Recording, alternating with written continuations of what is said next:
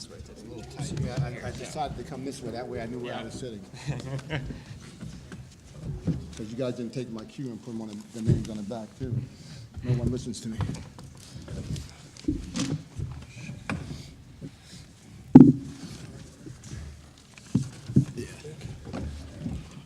Thank you guys for being here and welcome to Ivy Madness.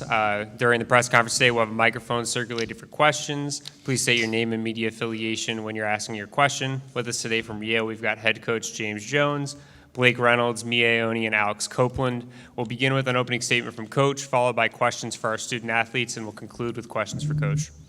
Well, that was a really good college basketball game. I hope all the fans that were there to watch it feel like they got their money's worth, because it was a thrill of a game, and our guys really fought hard, and they really made some really good plays, some great plays down the stretch we could come out on top. It was a really good basketball game to coach, and exciting to watch, I'm sure. Questions for our student athletes.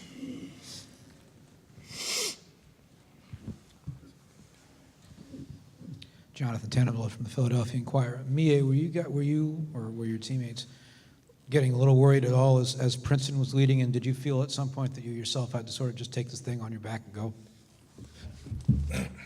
My teammates and I have a lot of faith in each other as a group, and we've been in close games like that before. We're mostly all juniors and seniors, so we came together and we knew that we had to dig deep and focus on every single possession and try to take the game over together, and we did that at the end. We got key stops, key scores, and everything, and made all our free throws, so it's a great end to the game there.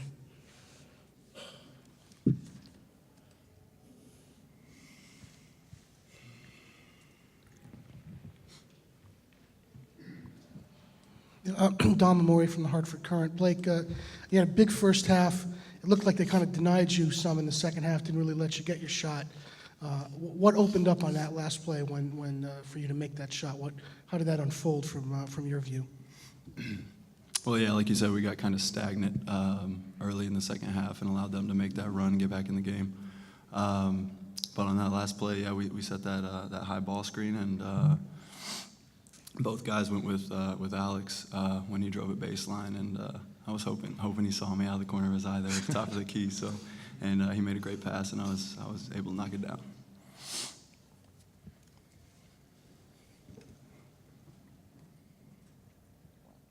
Any final? Oh, there you go. Will McCormack, Yale Daily News. Alex, you guys were perfect from the free throw line tonight, 16 for 16. A lot of time late in the game there, I saw you kind of identify yourself as Yale was about to inbound it. Kind of, how do you do that so quickly coming off a defensive possession? I think we've been in a few situations late game this year where I've been able to knock some free throws down. I feel really confident at the free throw line at the end of the game, and I think the reason for that is because my teammates are confident in me, and Coach Jones is confident in me. And so at the end of the game, when I know they're going to foul, I just try to go get the ball and hope I knock them down.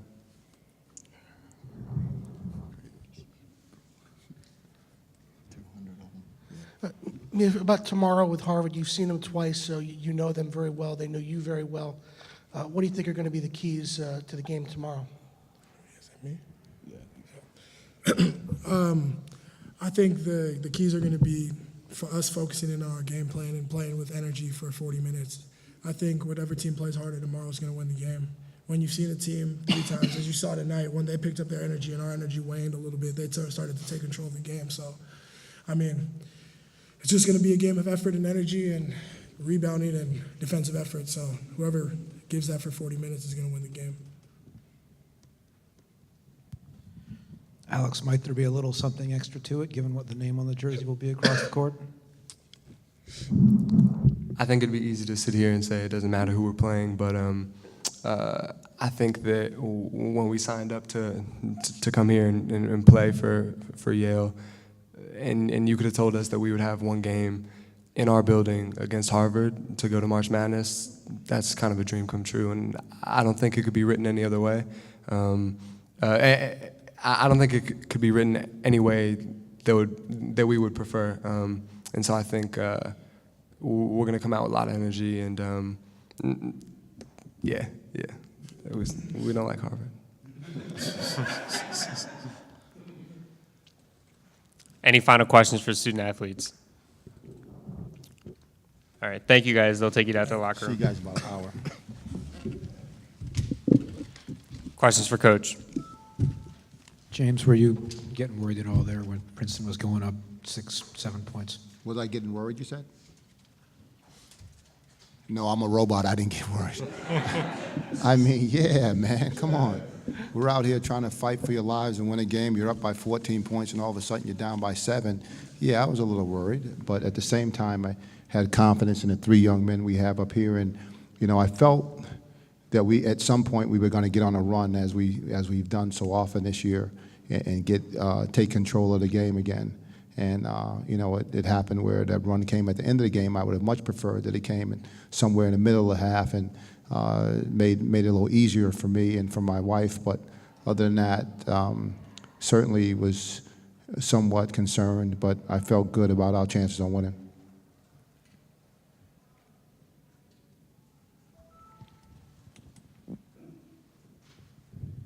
Coach, you've had many great players here. Can you put Mia in context as far as where he fits in with the star players you've had, the take charge players that you've had? Well, it depends on how he plays tomorrow night. He's certainly one of the most, what is the word I'm looking for, fundamentally sound players, and he's certainly one of the best players at doing a little bit of everything. So if you take a look at the box score today, he had 23 points, he had 8 rebounds, he had 5 assists and no turnovers. And that's pretty good. I take that, anybody would take that stat line. So very few guys can do all the things that he does. And the reason why he's the player of the year in the league is because he does do all those things. And we need him to do all those things. And in any event, he's certainly up there at the top of the guys that I've ever coached. And the thing about it is that, he has another year. He has at least one more game and a whole nother year. So he's someone that by the time it's all said and done, the history books are going to say some really good things about Mia Ioni and Yale basketball. David Tannenwald from Harvard Magazine. Coach, you have players who have a lot of postseason experience, including seniors who played on an NCAA tournament team. How much does that help in a tournament like this? No, it's everything. We were on an elevator on the way up here, and my guys were commenting on the fact that the guys on the floor for Princeton were freshmen and sophomores for the most part when Miles Stevens fouled out. So that being said, now you're looking at a situation where those guys are a little bit deer in the headlights because it's the first time through it. They'll be better next year because of the experience. But you have to go through these things sometimes to gain experience. You take a look at Alex Copeland in terms of where he was last year as a junior and where he is now as a senior. His ability and his vision. I don't know last year if he would have seen Blake, or if he saw him, if he would have passed him the ball, right? So it's one of those things that Al has developed his ability to be a point guard, and he's done a great job for our team, and his assist-to-turnover ratio is tremendous. He had 5 assists and 1 turnover. That's great when you see that out of your point guard, and that's what we expect out of him, and that's what he did for us tonight. They were up 5 when you fouled out Stevens. How much did that change things down the stretch for you guys? What you could do defensively? Well, listen, hindsight's 20/20. You like to look in a crystal ball and think about how things might have been or what it would have been. Jordan Bruner, we had to take him out when he had 4 fouls. So all these things that go on in the game. All I know is that my guys were focused and ready. And so what happens in games like this when you're up by 7, you play so almost not to lose. So you got a lead, so you don't really need to score. And then what happens is you wait to the end of the shot clock. How many shots did they make at the end of the shot clock? They made at least 3 or 4. So when you're doing that time and time again, you're going to take some bad shots. And when you do that, we were able to get rebounds and push the ball out. So certainly that affected them, right? If I'm, the Princeton locker room, you're saying to yourself, well, if we had Miles, he would have been a better job guarding Mie. But, Mie saw red, and he was going to the rim. And I don't know too many guys that can stop him when he gets in that mode, especially one-on-one with the space he had. So I'm sure that it affected the game. But at the same time, I thought my guys were ready to play and ready to win.